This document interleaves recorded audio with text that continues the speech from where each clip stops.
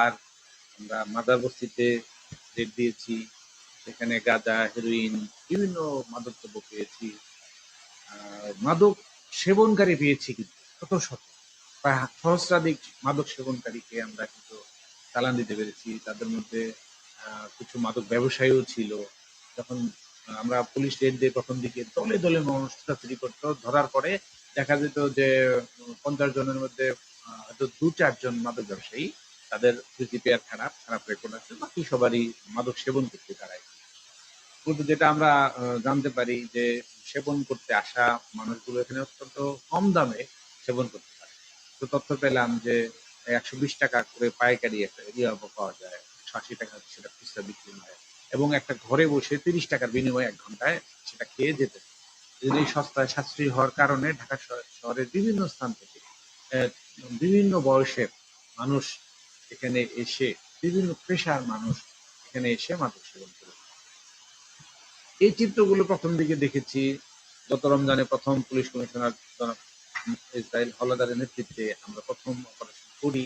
তার পরবর্তীকালে আমি নেতৃত্ব দিয়ে আমরা প্রথম তো অপারেশনটা 400 পুলিশ সদস্য নিয়ে আমরা সেটা করি।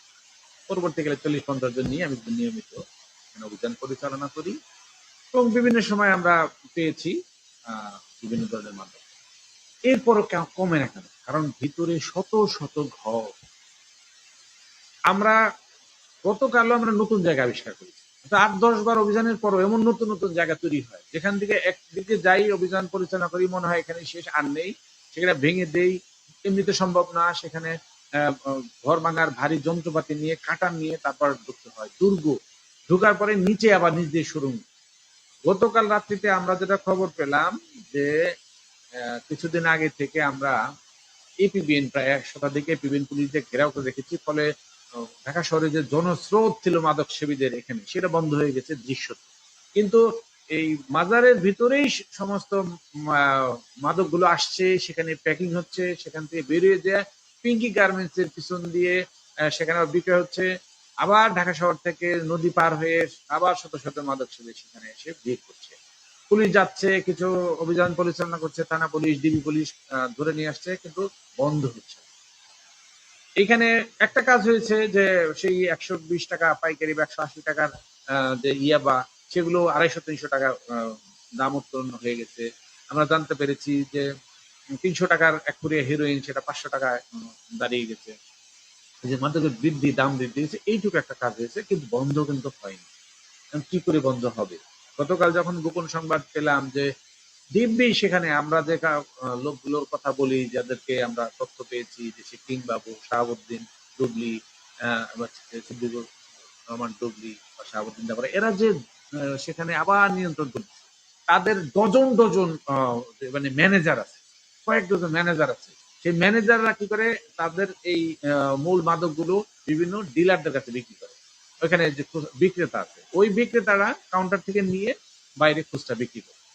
এখন আমরা যখন রেট দেই, গতকাল যেটা দেখলাম যে এর আগে রেট দিয়েছি, তারপরেও যে ঘরগুলো আছে পাশেরটাতে আবার এমন ভাবে চিহ্ন আছে যে এর পাশে আরেকটা দোতলা আছে, সেটা আমরা বুঝতে পারিনি। গতকাল যেটা সোর্সের মাধ্যমে তথ্য পেয়েছি, এর আগে আমরা অভিযান পরিচালনা করতাম মূলত নিজেরাই একটা অভিযান গিয়ে যা পেয়েছি। তো গতকাল আমরা তথ্য পেয়েছি, তথ্যের ভিত্তিতে আমরা আত্মতৃপ্ত ঢেকে নিচ্ছিলাম যে না, আমার পুরো এলাকা মনে হয় আমরা সবগুলো আবিষ্কার করে ফেলছি, কিন্তু না। সোর্স বলে যে ওই দোতলায় ঢুকলে পাওয়া যাবে। আমরা সেখানে ঢুকলাম যখন, তখন তারপরে একের পর এক রুম, কয়েকটা একদম বিলাসবহুল 3টা রুম আছে, তারপর নিচতলা। এখানে নিচ দিয়ে ওঠার সুযোগ নেই, দোতলা দিয়ে কিন্তু নিচতলা আসতে হবে।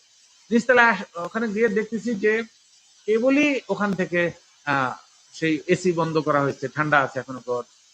কোনো কোনো কক্ষে এখনো ফ্যান ঘুরছে, সেটা বন্ধ করে যাওয়া হয়নি। এরপরে নিচে নামলাম, নিচে হচ্ছে সুড়ঙ্গ।